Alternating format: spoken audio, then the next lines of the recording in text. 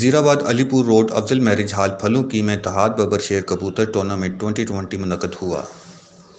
नुमाया कारकर्दगी दिखाने वाले खिलाड़ियों में नकद इनामात और कप तकसीम किए गए। इस टूर्नामेंट में कुल 34 टीमों ने हिस्सा लिया और 5 टीमें फाइनल में पहुंची। पहले नंबर पर आने वाली टीम को 1 लाख रुपए, दूसरे नंबर पर आने वाली टीम को 50,000 रुपये, तीसरे नंबर पर आने वाली टीम को 30,000 रुपये, चौथे नंबर पर आने वाली टीम को 20,000 रुपये और 5वें नंबर पर आने वाली टीम को 10,000 रुपये नकद इनाम दिया गया।